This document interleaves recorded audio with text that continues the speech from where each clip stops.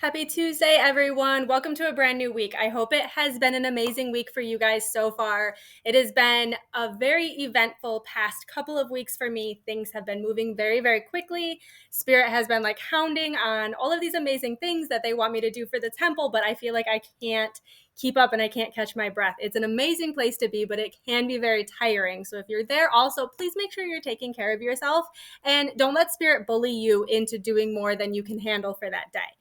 Spirit can be a bully sometimes, especially angels. I'm just going to say it. I'm sorry, especially the angels. The angels can be a bully sometimes. Don't let Spirit bully you into doing more than you can handle. It's okay to rest. It's okay to take a break. In case you guys saw, this is just KT tape. It's not like a bandage or anything, so nobody freak out. We're just trying to hold my shoulders in place where they go, trying something new. But I love KT tape. It's a lifesaver. But that's all that is. It's nothing to worry about. One last thing before we jump into what we're going to talk about today. If you guys haven't heard, there is going to be a second Sacred Spaces conference in September 26, 2024, this September, guys. Tickets are available now. And of course, yours truly is going to be there along with all of the originals, I think, from the first one and so many more amazing speakers and hosts and everything this time. There is this a la carte experience that they are doing that is offering opportunities for us to go and interact with so many different people of so many different paths, so many different experiences that I am so excited to be in the same space as so many people at the same time. The amount of growth and understanding and community that we gained from the first one was phenomenal, and we're only going up from there. So get your tickets now. Go to sacredspacesgathering.com. Check everything out. It's going to be awesome. I'm so excited, guys. I don't know if you guys know this, but when I'm deciding like what I'm going to talk about each week, more often than not, especially right now, I go to Spirit and I'm like, hey, Spirit, what do you want me to say? What do you want me to talk about? Like, what's the vibe? What do we need?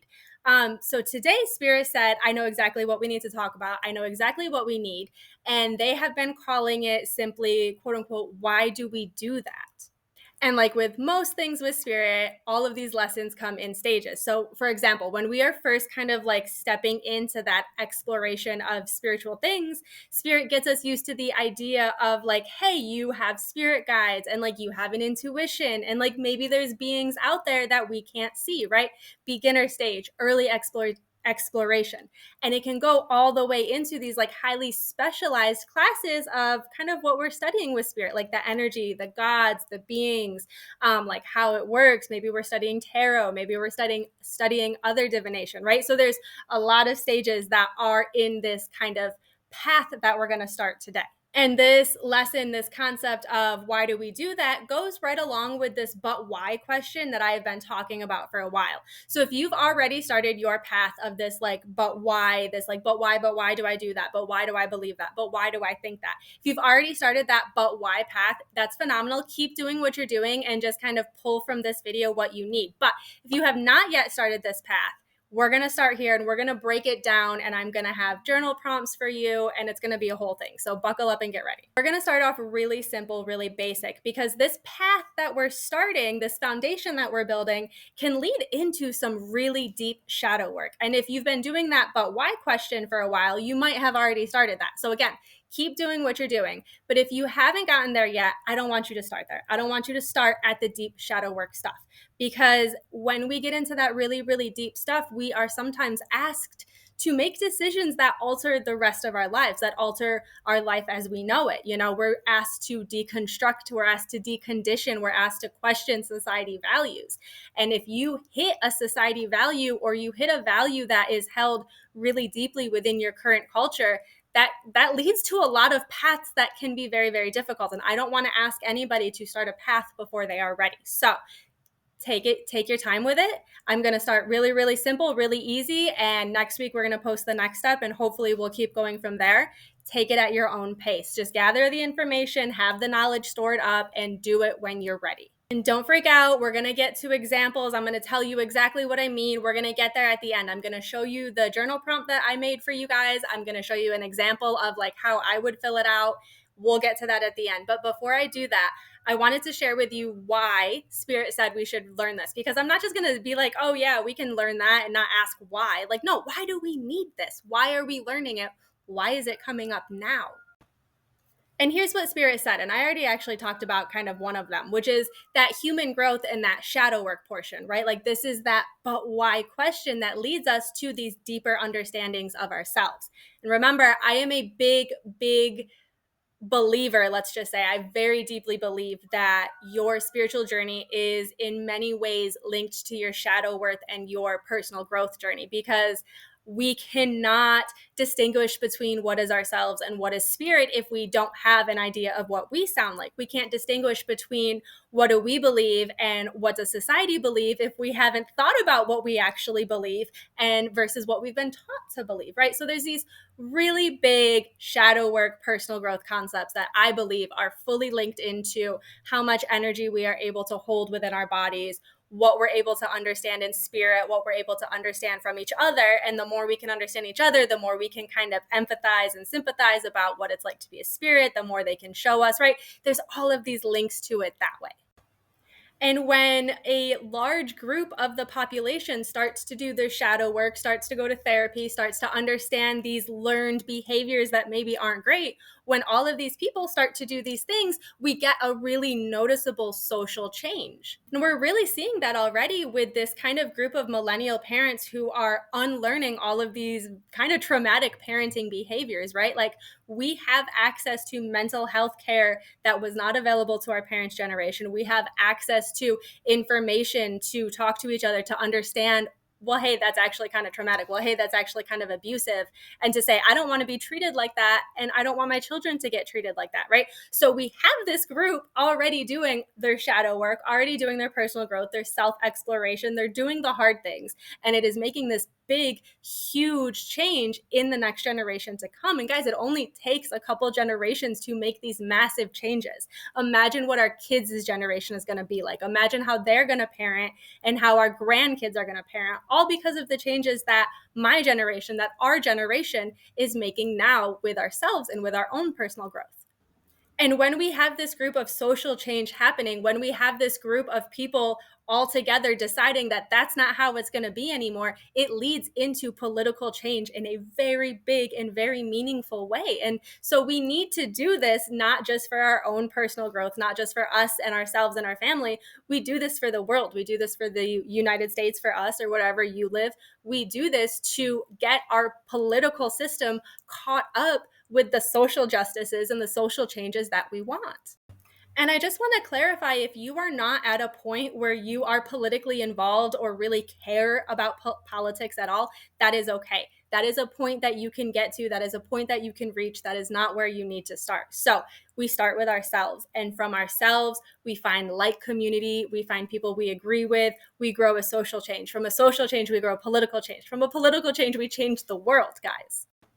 And maybe your thing is not political change, right? Like I do not put my energy and my effort into political change, right? Like I put it into here, into spiritual practices, into community, into things like that.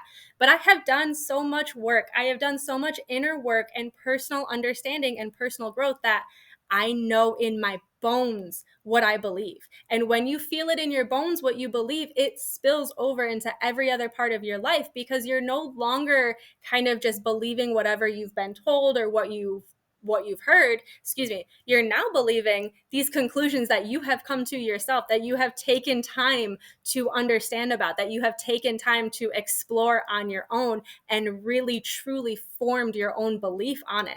So we are not starting out at this place, right? We are starting out with where we believe and where we stand. And from there, we are able to really grow this and make this big movement that so many of us are really, really just begging and screaming and dying for. Right? So we're doing it for ourselves. We're doing it for our community. We're doing it for our country, wherever you live. But on top of that, we're doing it spiritually, right? We're doing it for spiritual reasons as well. So when we are switching into this new earth, when we're discovering all of these new things, we have to make really, really strong efforts to not apply what we think we know from how things were before onto the energy and onto what we have right now. We have to really get in this place where we are able to form these new conclusions, these new understandings of not only how things work, but who the spiritual beings are, what we have access to, how the rules work, how the energy works, right? We have to make sure that we are not transferring over the old onto the new. Because wherever you were before, we're done with. We are into this new era now. We have this new energy available to us, and we are going to harness it to make our lives everything that we have ever wanted them to be. Now, I also have a fun little teaser example that Spirit gave as to why we would need this. They said, Rebecca, imagine if a new being appeared to you, stepped into your realm right before your human eyes. We need to also, hypothetically, relearn our reactions to these new things, especially as an American, because that's where I live. We are taught to fear unknown things quite a lot. The fear mongering, especially in the South where I live, is honest to God outrageous. I've not gotten a political piece of mail that was not fear mongering from either side, from any party, any platform, whatever. Everything that I've gotten is fear mongering. We are taught to fear things that we do not know and we do not understand. And this is also something that we need to unlearn if we're going to be able to interact with literally anybody, even just humans. But if we were to ever interact with beings that were outside of humanity, outside of humans, we need to learn how to react out of a place of how we want to react, not out of this fear reaction that we have been taught, hypothetically, per Spirit. Hypothetically. Right? Like, are we really ready to meet the aliens yet? We got to work on our reactions, guys. We got to work on it. Okay, let's get into the journal prompts. And remember, it's not homework. You are not being graded. You are not being corrected on it. Spirit should not put you in detention if you don't do it. If you have Spirit putting you into a negative circumstance because of not doing this, tell me. I will personally mom Karen it up to that Spirit school, and I will let them know that this is a low pressure, high reward, optional, completely optional journal prompt. I actually made 3 different versions of this paper just to kind of give people a choice for like what vibe they want the journal prompt to be, but they are exactly the same. They have exactly the same questions. They just look different to kind of fit everybody's aesthetic a little bit more. Now remember, this is phase 1, stage 1. We are keeping it very, very simple, very low key. So we're going to call this unconscious conditioning. Why do we do that? So often we do things without thinking about it. Some things we do because that's how they were taught to us, and other things we do because that's how they've always been done. Whatever the reason we do it, sometimes these things can make us feel like we are metaphorically suffocating or drowning without even knowing it. So a lot of women, especially a lot of mothers and wives, can feel all of these things piling up on top of us, and it feels very heavy. It feels like we're suffocating, and we almost cannot understand why we're suffocating. You know, we're trying to make these changes in our life. We're trying to maybe do things we enjoy more, maybe say no to things we don't enjoy, but we still feel like we're suffocating and we can't understand why. A lot of times it's because we have all of this unconscious conditioning that we just pick up over the course of just growing up and living in the society we live in, and we don't understand why it seems so much easier for some people than it does for others. And this unconscious conditioning and just becoming aware of it and deciding if it's like, hey, something that I want to change or not, can make a huge, huge difference, guys. Apply to women. It does not just apply to mothers and wives. It can apply to everybody, but I want to give special notice that understanding and recognizing these small unconscious conditionings can be very, very helpful for neurodivergent people, for people who maybe have ADHD or have executive dysfunction, people that forget to eat or feel like they don't have the energy to complete things, to even get a meal, to get a shower, whatever. It's also, you'll see in my example, I give an example that is focused on my pain levels and how some days my pain is better than others or worse than other days, and why all of this unconscious conditioning coupled with this chronic pain that I have has added to this unrealized burden that I was carrying. And guys, it was heavy. So here is my answers to this journal prompt, and I want to go through them together, and I want to just share with you guys kind of like this journey that I've been on that revolves around doing the dishes and having chronic pain, because it's so more in depth than I ever thought that journey could be. So thankfully now my chronic pain is way better than it used to be. It is very well managed. I'm able to do a lot more activities than I was able to do before. And I have been in chronic pain literally the entire time my husband has known me. And I've literally been in chronic pain the entire time we've been together. And one of the things that we used to get in arguments about was the dishes. And I know that that seems like things that couples argue about often enough, but it wasn't about like I'm doing all the dishes and he's doing none. It was about the way that I was doing the dishes. He was getting really frustrated with me because I was doing the dishes and so many of the dishes that I had washed were still dirty, and he would get so upset, like, why isn't she just doing the dishes correctly? Why is she rushing through? Why won't she just slow down? Why won't she take her time? Right? That's what he's thinking on his side of it. Like, yeah, I get it. From his point of view, he's constantly going to grab a clean dish and it's constantly being dirty, and that can be really frustrating. I get it. However, my thought process was, I have this much time that I'm going to be able to stand before I cross my pain threshold that I can't come back in. So I'm going to do as many dishes as I can in this very, very short of time. And if I have to rewash a dish tomorrow, I would rather rewash what I have to rewash tomorrow, because at least I've gotten the dishes done today. That was my thought process. Even if I'm going fast, at least I got them done. I can fix what I need to fix tomorrow. Hopefully tomorrow I won't be in so much pain. I'll be able to, take a little bit longer or whatever, right? So I will just fix what I need to fix tomorrow. At least I've gotten it done right now. And so after I explained that to him, he was like, oh, okay. And, we didn't have an issue about it anymore. He would just take the dirty dish and he would just put it back in the sink. But what is wild to me is that it took me, I don't know, almost a decade to realize that I could have just stopped doing the dishes when I hit my pain level. I didn't actually have to finish all of the dishes at once. I could have just stopped. I could have solved all of our problems and simply said, well, this is my limit and I'm going to be done. But I had this unconscious conditioning that I had to do all of the dishes at once. Why do we do that? Why do I believe that I have to do all of the dishes at once? That's a crazy unconscious conditioning that added stress and arguments and fighting to my life. Okay, so let's go through and talk about my answers, because I really want to point out that we are not going deep with this level. This is base level 1. We are not going to go deep.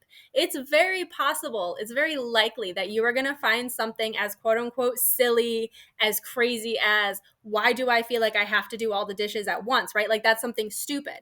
But you're probably going to find some more hidden unconscious things come up as you explore it. And I don't want you to explore those really deep things right now. I want you to get used to just noticing and picking up when it's happening. I want you to notice when you're doing something because of an unconscious conditioning. I don't necessarily want you to really go in and break apart every reason that you do the things that you do. Okay. So I know that my overachiever friends, you're going to want to do that. Please don't. Just keep it base level. You'll see on here, I will say, if you go down to the notes, you see childhood trauma might be involved in deconstructing this one. That's all I want.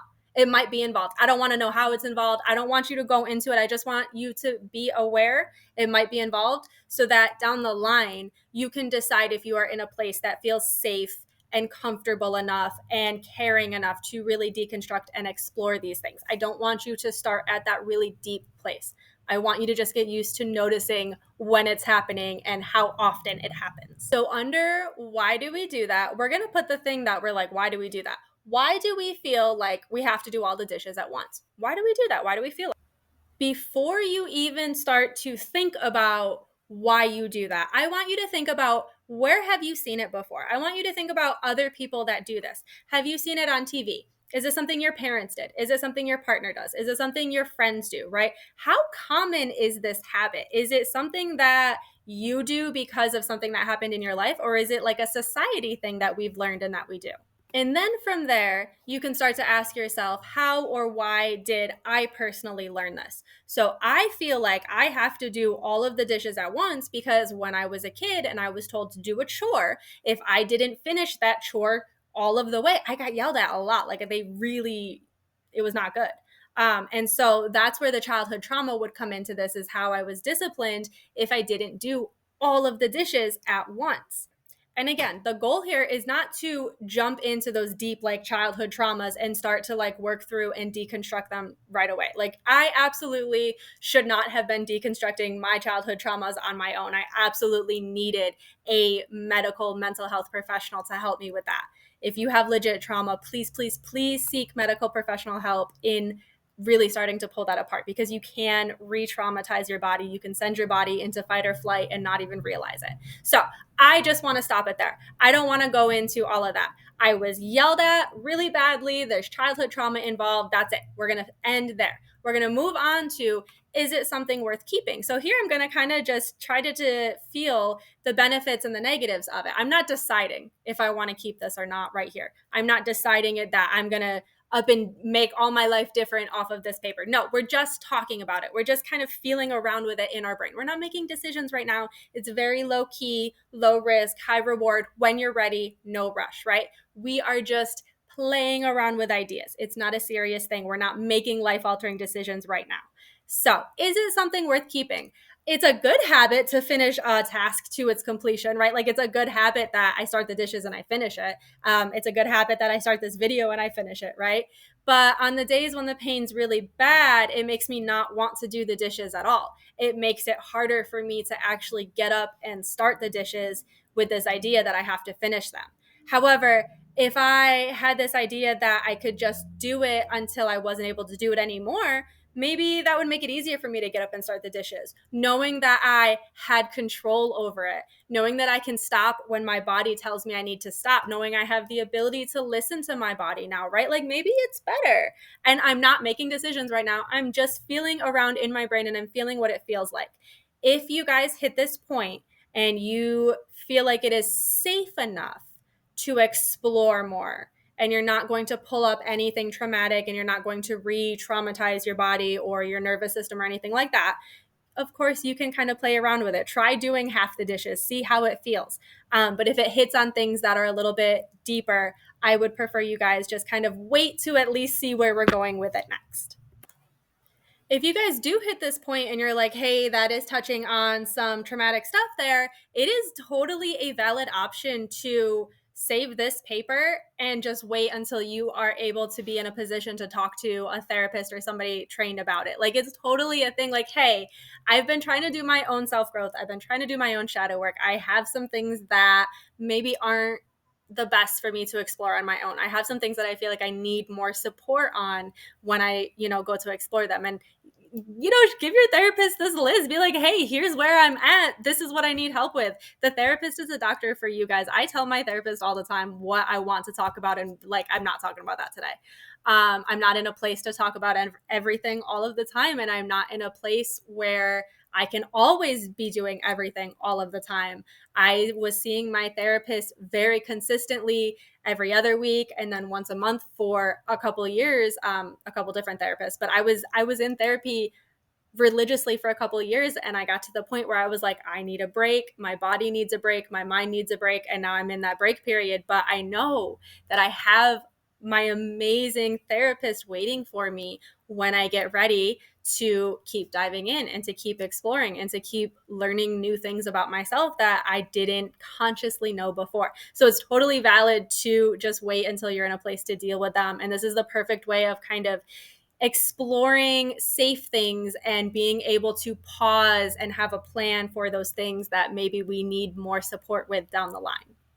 Of course, I acknowledge that therapy is ridiculously expensive, and the mental health care in this country, especially, is not where it needs to be. And we do not always have the ability to go seek that mental health professional that we need. So, in that case, I always, always, always recommend seeking a mental health professional. However, I do have next stages to this. So if that is not in the cards for you and you really just feel like this is something that you need to add to your toolbox, please at least wait till the next papers are out, and then we can kind of build off of it from there. That way we don't traumatize our nervous system right out of the gate, because that can be guys, it can just set your whole journey back.